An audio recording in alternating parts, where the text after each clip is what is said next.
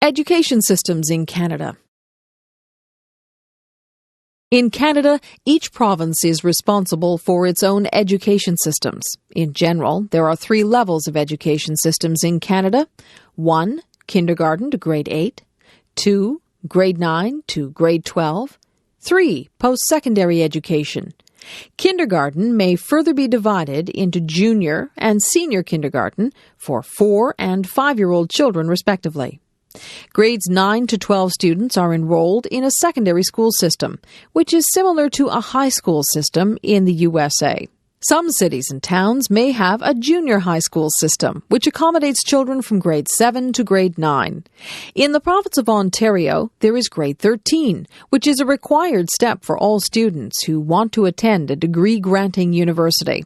This feature has been unique for Ontario, but the province has decided to abolish it in order to be consistent with other provinces' secondary education systems. By year 2003, when grade 13 is completely abandoned, the number of students entering a university or college is expected to be almost doubled, called double cohort. Post-secondary education system in Canada includes universities, community colleges, university colleges, and other private institutions providing post-secondary education, such as skill training and continuing education. A university is a standing-alone, degree-granting institution that offers certificates, diplomas, and bachelor, master, PhD degrees. There are about 50 universities throughout the country, most of which are publicly funded institutions. Some of the most recognized universities include the University of Toronto, McGill University, the University of British Columbia, and Queen's University. A community college offers a variety of programs for students who want to learn technical skills that they can apply to the real world quickly. These programs are usually 1 or 2 years in length, emphasizing hands-on experience in a classroom setting. It grants certificates and diplomas and offers a variety of training courses for people who want to upgrade themselves with the current markets and new technologies. A university college, as the name implies, is somewhat in between a community college and a university. This type of institution is common in British Columbia, the most western province in Canada. It grants certificates and diplomas by itself. However, it is not able to grant university degrees alone, although it often offers all the courses required for a university degree. The curriculum for a degree program is usually designed in conjunction with the university, which actually grants degrees to the university college students. Business education. What is business? A business includes all the activities involved to create and sell a product or service. The most important functional areas of business include accounting, finance, marketing, production operations, and human resources management. Accounting is a field of business that records and reports the flow of funds through a firm on a historical basis and produces important financial statements such as balance sheets and income statements. It also produces forecasts of future conditions such as projected financial statements and financial budgets and evaluates the firm's financial performance against the forecasts. The finance area of business supports a firm in decisions concerning the financing of the firm's business and the allocation and control of financial resources within the firm. Major activities of finance include cash and investment management, capital budgeting, financial forecasting, and financial planning. The cash and investment management activities forecast and manage the firm's cash position and short-term and other securities. The capital budgeting activity involves evaluating the profitability and risk of proposed capital expenditures. The financial planning process evaluates the present and projected financial performance of the firm and projects the firm's future financial needs. The marketing function of business is concerned with the planning, promotion, sale, and distribution of existing products or services in existing markets, and the development of new products and new services in order to better serve existing and potential customers with quality products and services. It is also responsible for customer relationship management, product planning, pricing, advertising, after-sales service, and market research and forecasting. The production operations function focuses on the management of all activities concerned with the planning and control of the process producing goods or services. These activities include purchasing of raw material and parts, product design, inventory, manufacturing processes, facilities, location and layout, quality control, and such other logistics as distribution and transportation. The human resource management function involves the recruitment, placement, evaluation, compensation, and development of a firm's employees. With the main goal of the effective and efficient use of a firm's human capital, the human resources management function supports planning to meet the personal needs of the business, development of employees to their full potential, and control of all personnel, policies, and programs. While each of the aforementioned functional areas within a firm used to operate somewhat independently with its own objectives and resources, information and other computer technologies have integrated all business functions within the firm and created something called an Internet-worked e-business enterprise. Strategic uses of information technology. What is information technology? How can information technology be used in an organization to improve its efficiency? How much investment should an organization make in information technology? What are the business benefits and opportunities an organization may achieve from using information technology? These are some of the most important questions many organizations ask themselves before investing their capitals in information technology. In an academic term, information technology is defined as hardware, software, telecommunications, database management, and other information processing technologies used in computer-based information systems. There are many ways that organizations may view and use information technology. However, in today's competitive business environment, technology is no longer an afterthought in forming business strategy, but it is the actual cause and driver. In other words, for a firm to maintain or improve its business competitiveness, it must use information technology to achieve strategic advantage. Information technology can help a company substantially reduce the cost of business processes and lower the costs of customers or suppliers. Information technology can help a company differentiate its products and services from others. Using information technology, a firm can create new products and services or make radical changes to business processes.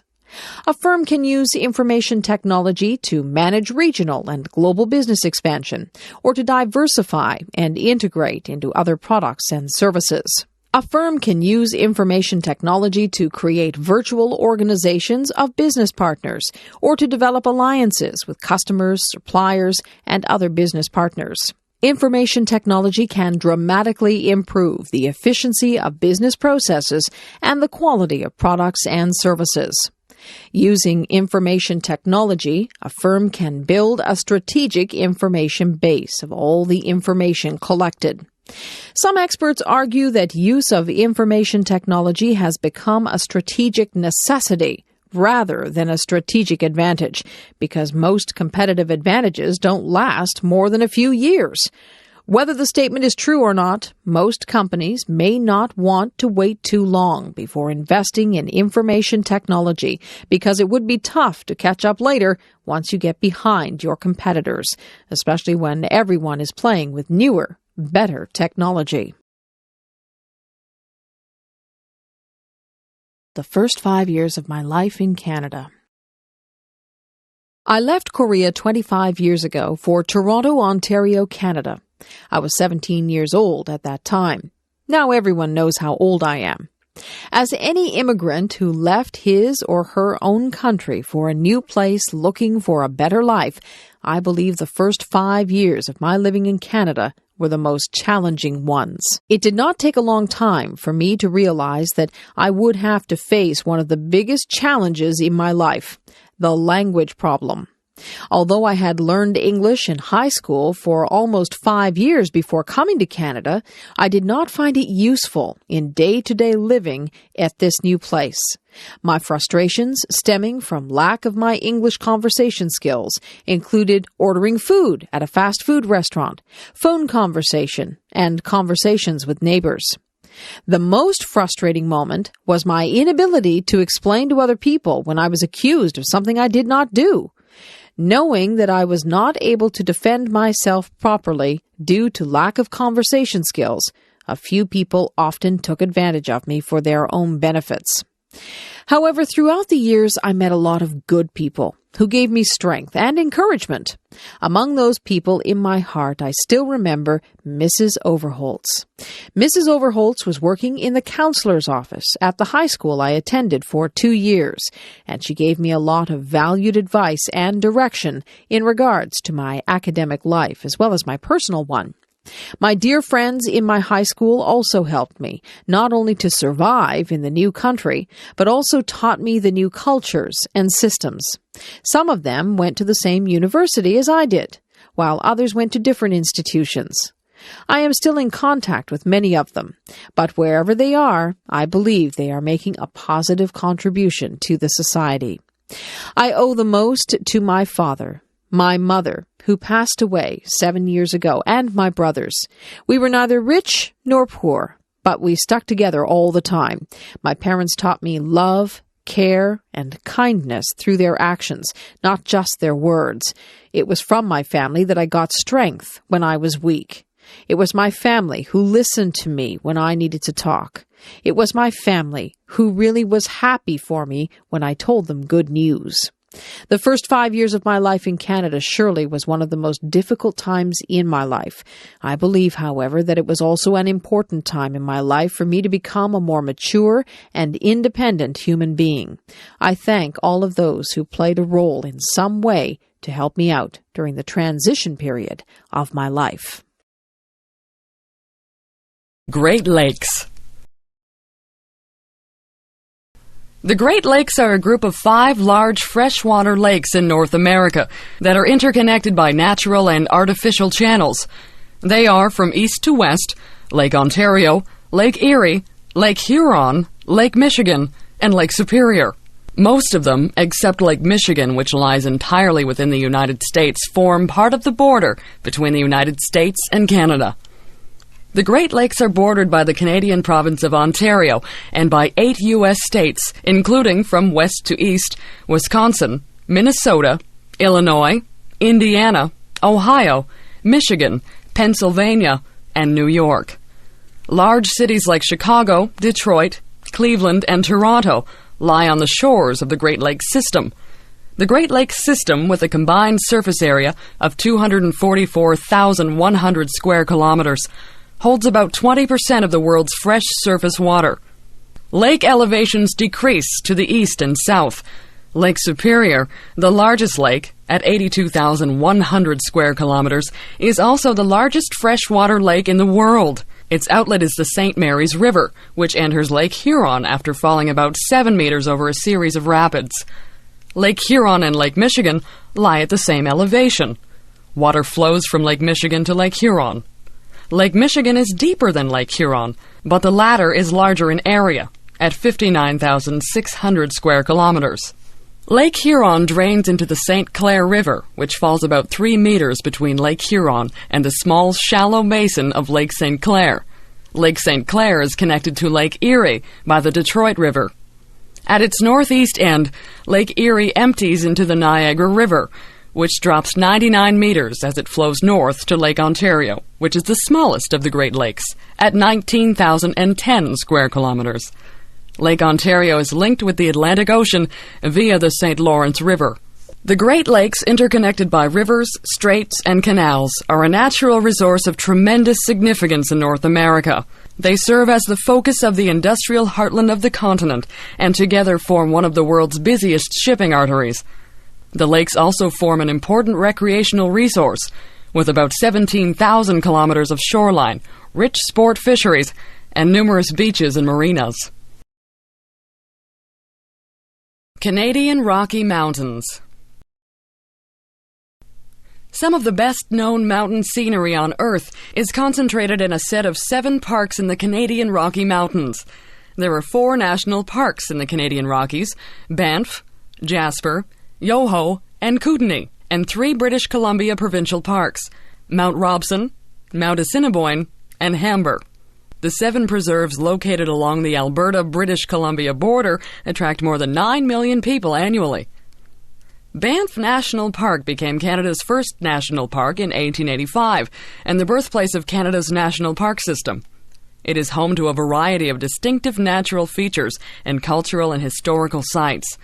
Rugged mountains, glaciers, ice fields, alpine meadows, beautiful blue cold water lakes, mineral hot springs, deep canyons, and hoodoos compose the natural landscape and habitat for a great variety of mammals such as elk, bighorn sheep, black and grizzly bear, and caribou. Jasper National Park is the largest and most northerly of the Canadian Rocky Mountain parks. The park is less commercialized than Banff, so it can still keep many natural beauties and scenery. Its scenery includes deeply gouged Malign Canyon, picturesque Malign Lake, the thunder of Sanwapta Falls, the serene beauty of glacier-covered Mount Edith Cavell, and Miette Hot Springs. As one of 39 national parks in Canada, Kootenay National Park represents the southwestern slopes of the Canadian Rocky Mountains. From glacier-clad peaks to semi-arid grasslands, where even cactus grows, Kootenay is rich in variety and is one of the largest protected areas in the world. Yoho National Park, representing the western slopes of the Rocky Mountains region, holds the secrets of ancient ocean life, the power of ice and water, and unique plant and animal communities that continue to evolve today.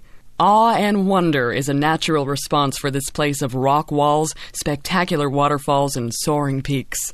The Burgess Shale contains one of the world's most significant finds of soft-bodied, Middle Cambrian-age marine fossils, with about 150 species, including some bearing no resemblance to known animals. These 4 Canadian national parks account for 14,300 square miles. The 4 national parks, along with the 3 British Columbia provincial parks, form the UNESCO Rocky Mountain Parks World Heritage Site, one of the largest protected areas in the world. For the record, what is the world's tallest mountain and highest elevation? Of course, Mount Everest, on the border of Nepal and Tibet, China, is the world's tallest mountain and highest elevation, with a peak at 29,035 feet, or 8,850 meters. The National Geographic Society revised the height of Mount Everest in 1999 from 29,028 feet, or 8,848 meters, due to new GPS calculations.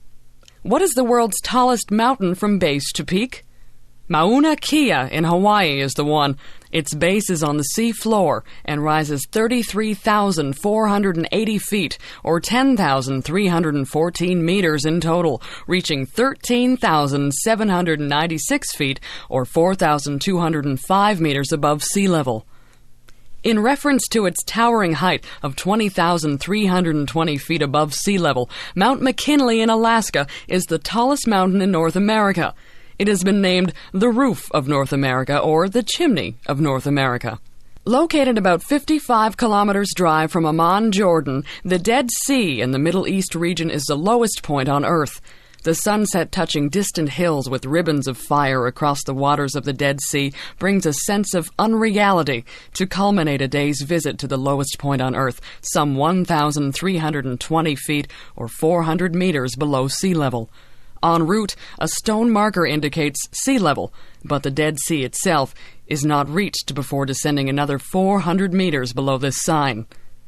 As the name suggests, the sea is devoid of life due to an extremely high content of salts and minerals. But it is these natural elements which give the waters their curative powers, recognized since the days of Herod the Great, more than 2,000 years ago. They also provide the raw materials for the renowned Jordanian Dead Sea bath salts and cosmetic products which are marketed worldwide. Badwater Basin, the floor of Death Valley National Park in California, is the lowest point in the Western Hemisphere, with 282 feet or 85 meters below sea level.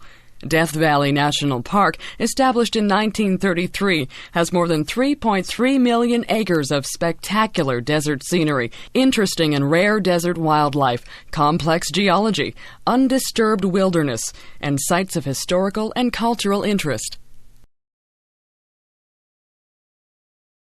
Sport Canada. Sport Canada is the name of Canada's federal government program to help support athletes. The purpose of Sport Canada is to develop and encourage sport, health, and exercise programs for all Canadians. However, Sport Canada's main emphasis is on high-performance athletes training for major international athletic competitions, such as the Olympic Games. Sport Canada was created in the 1970s as a response to the perceived need to help athletes train and compete in international sport. Before the 1970s, athletes wishing to train and compete in sport had to support themselves financially. Athletes were either independently wealthy or were supported by family or friends. Unfortunately, many high-caliber athletes without such financial support simply could not afford to train and compete in international competition. Also, before the early 1970s, almost all international sports events were amateur. Amateur rules meant those receiving funds from government programs or corporations were breaking the rules of sport. Athletes receiving money were disqualified from competition. As a result, the amateur rules generally limited training and competition to those athletes who came from wealthier families. Less fortunate athletes, many of whom likely would have performed well for Canada in international competitions, simply could not afford to do so. Sport Canada has been a role model for many government-run sport programs around the world. With its central administrative offices in Canada's capital of Ottawa, Sport Canada efficiently provides administrative, coaching, and financial help for athletes across the country. Athletes can concentrate their efforts full-time on training and competition. As a result, Canada's share of the medal totals in the Olympic Games has risen since the 1970s. Recently, Sport Canada's programs have been criticized by some who feel that the program does not provide enough money for athletes. While it does provide financial assistance to athletes, the amount paid is well below Canada's minimum wage. Critics point out that athletes work full-time and perform an important function for the Canadian government and people. As a result of this criticism, the Canadian government has provided more money for athletes. However, the amount is still below the minimum wage level. As a result, the amount paid to athletes is likely to rise in the future. As long as it effectively manages problems such as funding, Sport Canada will continue to provide the Canadian public with international caliber athletes who compete with the very best in the world. Drug use in sport. Athletes using drugs to enhance performance has become one of the greatest problems facing elite international sport. Major sports organizations, such as the International Olympic Committee, are putting a lot of time, effort, and money into the detection of drugs. The race between athletes using drugs and detection agencies seems to be just as fierce as sport competition itself. Athletes have been using drugs or other stimulants to enhance performance for centuries. Even athletes in the ancient Olympic Games in Greece used various stimulants to enhance performance. However, since the 1950s, the degree of drug use has risen to a level never before seen in human athletic history. Drug testing began in the Olympic Games in the 1960s. One of the first sports to encounter drug use was cycling. During the 1960 Summer Olympic Games in Rome, Italy, a cyclist died from an amphetamine use. In 1967, another cyclist died in the Tour de France cycling race. Around the same period, bodybuilders in the United States were experimenting with newly developed synthetic steroids that built muscle mass. As a result, the International Olympic Committee started testing for steroids during the 1976 Olympic Games in Montreal, Canada. Probably the most famous case of an athlete using drugs was Canadian sprinter Ben Johnson. After winning the 100-meter sprint in the 1988 Summer Olympic Games in Seoul, South Korea, Johnson's drug test was found to be positive. Johnson took a synthetic steroid to build muscle mass and enhance power. Eventually, Johnson was stripped of his gold medal. In the aftermath of Johnson's positive drug test, the Canadian government conducted a federal inquiry into the drug use in Canadian sport. The government inquiry was the largest one to have been conducted in any country up to that point in time. The results of the inquiry found that drug use among Canadian athletes was very common. The inquiry stated that there were problems beyond just individual athletes, such as Johnson taking drugs to enhance performance. Indeed, it was stated that there was a moral crisis throughout sport. Today, the race between drug detection agencies and athletes who use drugs continues. In January 2000, the International Olympic Committee created a new agency to detect drug use, the World Anti-Doping Agency, WADA. WADA has provided increased resources for drug detection, especially in Olympic sports. Hopefully, WADA will be able to keep pace with the current moral crisis in sport. Participaction. Participaction was the name of the Canadian government program designed to encourage Canadians to get and stay physically fit. Created in 1971 by the federal government, Participaction was successful in encouraging Canadians to be active and to stay healthy. Participaction was created by the Canadian Liberal government of Prime Minister Pierre Trudeau. Trudeau believed that sport and recreation should play an important role in the lives of Canadian citizens. His government took 2 steps towards the accomplishment of this goal. First, a government agency was created to provide funds for high-performance athletes, such as those training and competing in the Olympic Games. A second agency was created to encourage participation and physical activity in the general Canadian population. It was out of this second agency that Participaction was born. Participaction became famous in the 1970s because of a series of television commercials. In these commercials, a young Canadian in his 20s was seen being outrun by a 60-year-old Swedish man. The message was that Canadians had become lazy and inactive. This was probably true of Canadians at the time. Physical fitness was not highly encouraged in schools, especially for women. Also, the government played little role in encouraging physical activity before Participaction. The result of Participaction was impressive. Canadians became more active in the years following the program's inception. Also, fitness and activity were encouraged through physical education programs. Participaction was seen as a positive program because it got Canadians active while reducing healthcare costs caused by inactivity and poor physical conditioning. Recently, Participaction was terminated by the federal government because of a lack of funding. Many people thought this was a shame given the positive messages the program gave to otherwise inactive Canadians. Despite the program's termination, Participaction has made a long-lasting impression on Canadians. Hopefully, its positive example of physical fitness for Canadians will continue in the future. The Olympic Games. The modern Olympic Games began in the late 19th century as a revival of the ancient Greek Olympics. Now, just over 100 years old, the modern Olympic movement is the biggest and most important sports movement in the world. In fact, many people believe the Olympic Games to be the most important cultural event of any kind in the world. The modern Olympic Games were the brainchild of Frenchman Baron Pierre de Coubertin. De Coubertin's dream for an international sports event and cultural movement became a reality in 1894 at the International Athletic Congress in Paris. After the Games were constituted in 1894, the first Olympic Games was held in Athens, Greece in 1896 in recognition of the ancient Greek Olympic Games. The original purpose of the Olympic Games, in de Coubertin's mind, was to celebrate and strengthen the physical, mental, and cultural qualities of humanity. The Games would blend sport with culture, tradition, and education. The philosophy of Olympism is based on the joy of physical and mental effort and the respect for universal ethical principles. De Coubertin envisioned creating a more noble and sympathetic humanity through the Olympic movement. The sports events themselves de Coubertin modeled after the English public school sports system. He saw in upper-class English boys' sport the qualities of camaraderie, nobility, and honesty. Most importantly, however, was adherence to the rules of sport, in particular the rule that stated sport ought to be amateur in nature. de Coubertin believed participants should never participate in sport for the purpose of making money. To do so would contradict the underlying philosophy of sport. Breaking the amateur rule in de Coubertin's time was as serious a violation as taking drugs to enhance performance is in today's world of sport.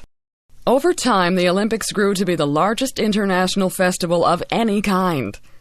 Today, debates exist as to the degree to which the modern games adhere to de Coubertin's original intent. On the one hand, Olympic sport is truly international in nature, as de Coubertin would have wanted it. On the other hand, it is doubtful that de Coubertin would have admired the existence of politics, commercialism, and drug use in sport. The Olympics have become truly international, but perhaps at a price. There is little question that the Olympic Games hold out the possibility for fulfilling de Coubertin's original goal of sport contributing to a better, more peaceful, and understanding world.